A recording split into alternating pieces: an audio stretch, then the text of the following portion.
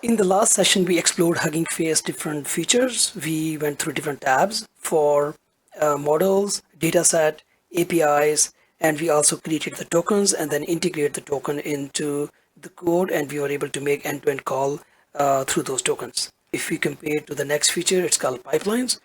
Pipeline has further simplified the process, and it has created another level of abstraction where as a developer we don't need to deal with all those kind of details there. All we need to know is what kind of task we need to perform, and within one line of code we will be able to integrate the model within our application. So in a nutshell, this is a high level abstraction for pre-trained models and one line solution for common AI tasks there. uh, I was wondering, there are why Hugging Face and different vendors are creating these kind of abstractions. As a developer, do we really need that level of abstraction? Probably not. But in industry, things are changing, and there is more and more level of adoption for different technical set. Not only developers, but even if you see the project managers and yeah, Scrum masters and business analysts and system owners, everybody is trying to adopt the AI and all those kind of stuff.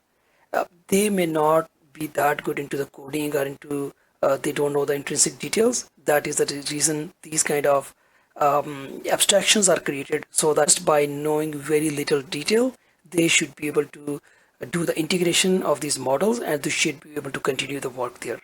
That's the behind the concept for these pipelines. But still it is good. Even as a developer, this is good. All we need to know is which category of work you need to do, and within one line of code we will be able to start the coding there. I will walk you through what are the different categories there, and what are the predefined models, how can you override them, and how you can ask, you don't specify and ask Hugging Face to pick the model for you. All those options are there. The good thing is it's ready to use for production and consistent API across models. Once you pick up the model, then you can go and put it into the code so that every single request going forward also into different workspaces will be picking up the same model there, so you will get the consistent results there. What problem they solve? It is instant deployment. In matter of minutes, you can get the results, give the input, and you will be able to get the results there. All you need to do is get one IDE or even Python installed on the local machine, and within 1 minute you can get the results. It is that quick. This is simplicity. These are the advantages we already covered there, but I just want to highlight this one of the difference. Initially, when I was looking into the pipelines, Hugging Face pipelines, I was sort of confused because I have a background with DevOps pipeline and all the CI/CD pipeline kind of stuff, where we do build the code and deploy it, and continuous integration, continuous deployment, all those kind of stuff. And I was thinking maybe Hugging Face pipelines are more on the same lines, and it's very different. As a matter of fact, just this name is common. Otherwise, there is no commonality there. In a way, this is a shortcut. Just remember, pipeline is a shortcut to invoke the model in a simplified way. That's all. Other than that, there is no step-by-step process going on here. So it was just the name, the word pipeline. That is the only common part here. So you can ignore all of that. Initially, when I was reading about it, I was trying to do the comparison, but there is no comparison. Both of them are very different things there. If you see, there are predefined categories. For example, if you see the sentiment analysis, and if you want to use the pipeline, all you need to do is to mention the name of the pipeline, what you are trying to do, and this object, pipeline object, is ready to be consumed there. Similarly, there are other categories: text classification, NER, and question answering, summarization. You want to do the language translation from one language to other one, and there are many more. We will look into that into the actual code. I have created examples where I will show you what kind of different input you gave, what kind of things we need to override, and what are the things we can let it go and let Hugging Face take it from there. All right, we'll take it pause here and then go to our source code. Okay, so before we go show you the actual code, if you go to Git location, under Git I have created a new directory. It's called the Hugging Face pipelines, and under pipelines I have put together all the sample code that will cover all the pipeline example, what is the input, what is the expected output, how to create the test data, and even if you don't give the test data, the script itself will create text data, so you will learn all the whole end-to-end process there. All right, let's go to PyCharm. So under PyCharm and in the Git also, you will see I created two files. One of that is the basic and one of that is enhanced. In the basic, I am going to cover 8 or 9 different categories of the pipelines, and that will show you different combinations. And the only difference between basic versus enhanced is in the basic I covered only the commonly used day-to-day basis what we use, but there are a few which are not that frequently used. For the sake of completion, I put together those also in the enhanced version, and all of that is working version. If there is a possibility you want to go and explore those, you can look into them. There is some overlapping also. Same task could be done by two different things. Let's say if you want to do the language translation, there are multiple pipelines available there, so you can play around there. But for now, let's start with the basic. All right. So if you see the code, I put together the categories and put some comments, so it should be relatively intuitive for us to follow along. First category is sentiment analysis. You say this is the pipeline for sentiment analysis. The word sentiment analysis, this is a predefined hook, the name of the class. This is the predefined name of the pipeline that is going to connect with this predefined model there. It's a class. If you look into the Java or C# or something, if you go into it, it will give you a whole structure. What are the parameters there, and it is also telling you what are the mandatory and what are the types which are you don't need to specify, they are optional nature.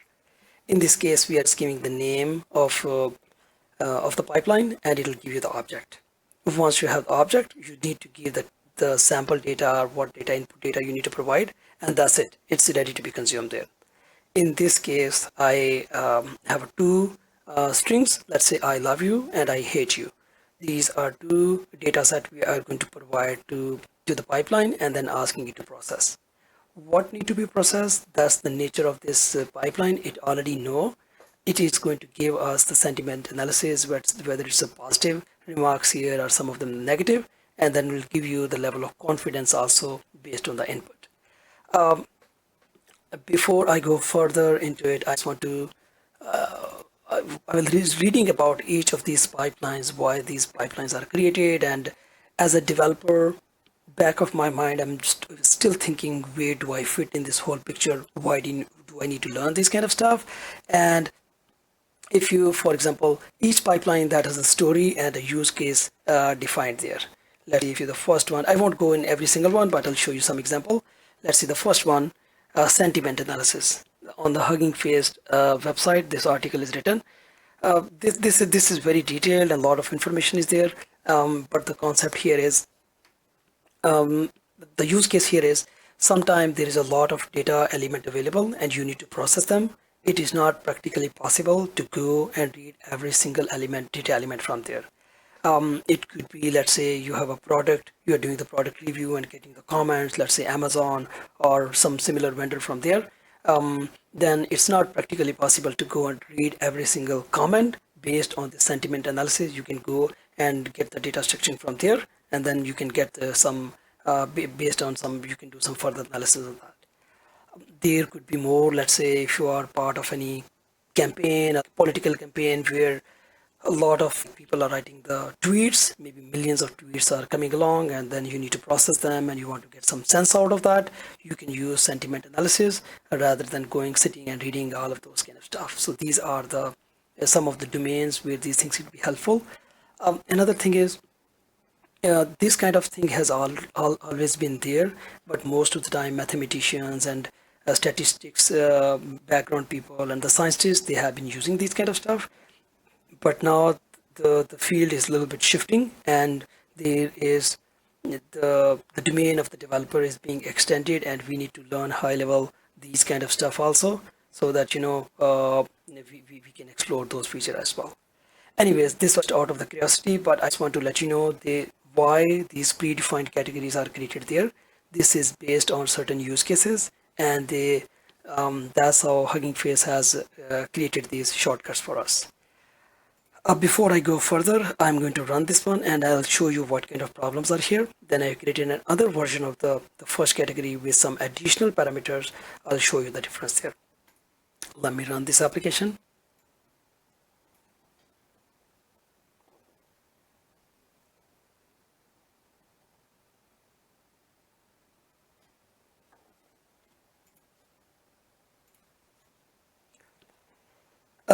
I have put together multiple categories. It's going to run all of them, but for now we will just go through into the first and then we'll compare with the second one, and then we'll give you an idea there is a pattern. Then you will get the overall sense how the pipelines work, and then we'll summarize all of them in one shot. All right, so if you see the first category, sentiment analysis, we created the object pipe, we gave some data, and then asking some recommendation slash analysis from this pipeline. So this is the first one. You will see some of the red color um, uh, what's that, warnings from Python. Most of these models, they are trained and supposed to be done using GPU. I don't have GPU. I'm running all of this code in my local laptop, so it's CPU, so this is a warning. But in case you have GPU, you can go and specify one additional parameter with the name, number of the GPU 0, which device you want to run, and this warning will disappear. But for development purposes, it's okay to run with the CPU. Results won't change. It is that when you are trying to scale to the higher level, then the performance might matter, and then you need to consider running it on GPU. So for now, you can ignore that. All right. Let's see. So this is the output we got. Let me open some JSON formatter and then try to make something easy here.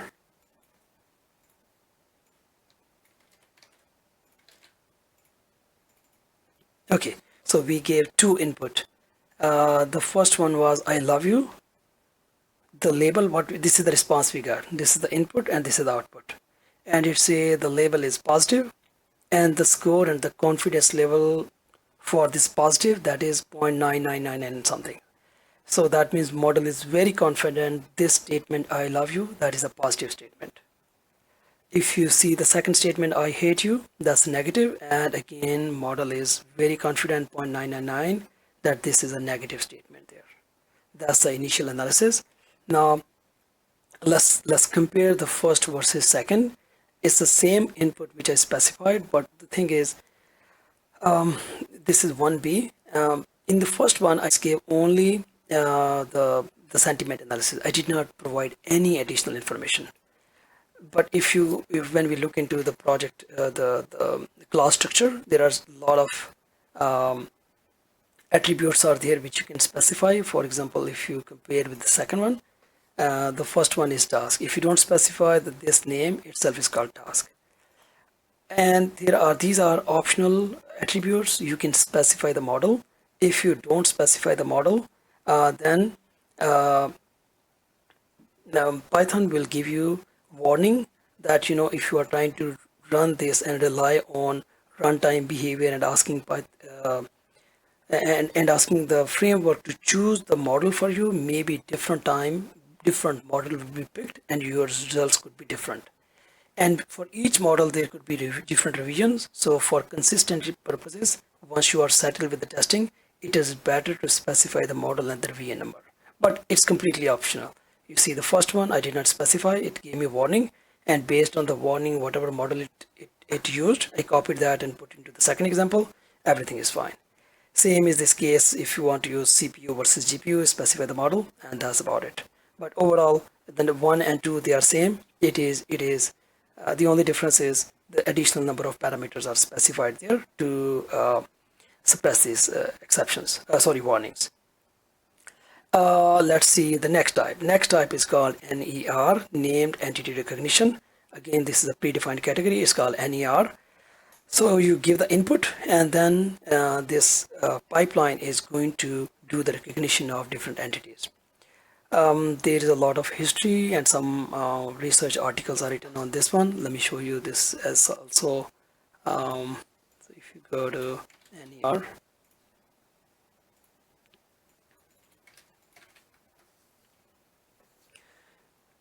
if you look into it, so you say there are 4 predefined categories are defined. Uh, One of that is LOC, that will pick up the location. Second one is if there is any organization, it will try to highlight it. Third one is PER, that is for person, and MISC, miscellaneous, if it does not fall in first 3 of them. This whole pipeline and this model that is written based on this research article, if you look into it, this language independent named entity recognition. There's a lot of information how this mathematical model and this equation was evaluated with the passage of time using uh, different languages and all that stuff. It's a lot of detail. We really may not be, we don't need to go into that much detail, but just to let you know, there's a lot of research has been done for creating these categories or something. But for now, we will be more consumer, and I'll get back to it. But for each category, you feel free to go and read about it, how they are created, and what are the rationale behind that one. Okay, so I just copied this one line from Wikipedia. Mark Zuckerberg is the founder, chairman, and CEO of Meta, which originally founded in Facebook, as Facebook in 2004. Let's read that one. So this is named entity. So this gave me warning that I did not specify the model. For now, you ignore it. And let's get back to this. Copy this one. Copy this input. Put it here. It's easy to read. All right. So from the given input, this model gave us 3 things. First one is it pick up the name Mark Zuckerberg, and it's a PER, it's the name of the person, and its rating is 0.93. That means anything 0.9 plus, that's very confident. Its confidence level is high. That this is the name of the person. Second one is it pick up the Meta, that's the name of the organization. Again, it's 0.99. And the third one is it picked the Facebook, that is also org. So 3 things are picked up from the given input data there. All right, let's go to the next one. The third category, that is called question answering. Here you give some context and then ask the question, and also specify the context as well, and then see what kind of answer is coming from there. So for example, is here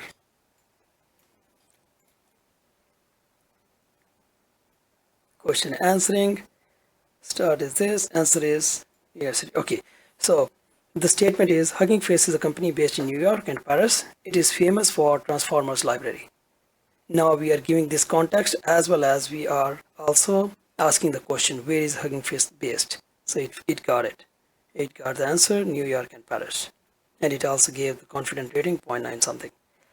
All right, next one is summarization. So in the beginning, I have created one text file. It's called right here. I copied all this text from Wikipedia to have some any sample text. And then if I go and sort more, a lot of data is given about Mark Zuckerberg, where he was born, and at this age he made this much money, and setting up the company, and all those kind of details. And then this information to summarization. So the name of the pipeline is summarization. Provide the sample data as a .txt file, as with or means read-only format. And then we are also asking to summarize by max length should be this and min length should be this, all that kind of stuff. So if you see here, out of this big text, pipeline is able to summarize that one into 1.5 line there, and it gives you the idea at least what kind of context is there in the given data. Next one is text generation. This is very interesting. So I just put a line here. Once upon a time there was a woodcutter in the jungle, and that's it. Then I'm asking this pipeline is called text generation to create text for this with this given parameters there. And interestingly, if you see here, it wrote a whole story. Once upon a time there was a woodcutter in the jungle. The woodcutter was a male about 7'6" with the see look, it's it's a complete story is written by this text generator there. All right, so next one is number 6. This is called translation English to French. There are multiple categories there. I pick up one of them for illustration purposes. So let's say if you're saying thank you and asking to convert from English to French, it's called merci. So thank you is converted into French equivalent of merci. All right. Next one is it's called zero shot classification. The pipeline name itself is zero shot classification. This is we have a sentence. It's called I love to play football on weekends, and we are asking the pipeline to pick one of these sentence candidate labels. This sentence need to be labeled for one of these. Is this sentence related to sports? Is this sentence related to politics or technology? So let's see one more time. I love to play football on weekend, and pipeline is supposed to pick one of these three where it is most related there. Okay, so if you see here, these are the given labels.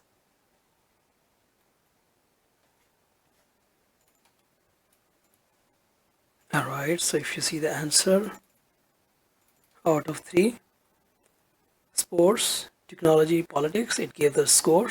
First one is 0.99, remaining are 0.00. These are fractions, but the highest rate is given to sports, so it knows this sentence is talking about sports there. So it picked the right label there. All right, so next one is automatic speech recognition. In the beginning, I created a test file that is there on the top of the code, which is converting the given text into .wav file. Let me open that one here. If you go and run this Mark Elliott Zuckerberg ZKRBR, born May 14, 1984, is an American businessman who co-founded the social media. Okay, I hope you can hear the sound. So we are providing the .wav file and asking the pipeline, automatic speech recognition pipeline, to convert that into a text. So if you go down, it has rightly converted the given .wav into the text file. The next one is, if I copied this from internet, let me show you what is this image. So I copied this image from internet. This is absolute path, and then I specify to the pipeline, and the name of the pipeline is image classification. So if you see side by side, this is a car. It's more okay, if you see this car, and this is a sports car, and score for, okay, let me copy this one more time to the JSON formatter. Okay, if you see the output here, so it says it's a sports car, and then it's convertible, it's a racer, and then some other, but the label for sports car or sport car, that is 0.941. That's the highest label given to the first one. So the image classification, that worked well. All right, that was the very high level overview how all these things has been wired up together. We went through 9 different categories, but if you go to the enhanced version, 5 or 6 more additional, very similar to this. The pattern is same. You give the pipeline name and give the input, and then get the output there. From all of this, if we summarize, we did not give any token. Even if you see our imports, it's like one-liner import. We are using the transformer package, and we are using the class as pipeline. And the only input most of the time we are specifying is the name of the pipeline, and that's it. And it's ready to use there. It's a very simplified version. Next videos, in the next session we are going to create. We will try to create our own model, and then we will, okay, in the coming sessions we will create our own pipeline by consuming one of the existing. Okay, in coming session we will create our own pipeline by inheriting the pipeline class, and then we will create our own model, do the data training, and then do the testing, and then convert that and come up with some name, and then make a pipeline so that it's easy to be integrated and into the application, and it could be shared with other stakeholders as well. That's all for the today's video. Thank you very much.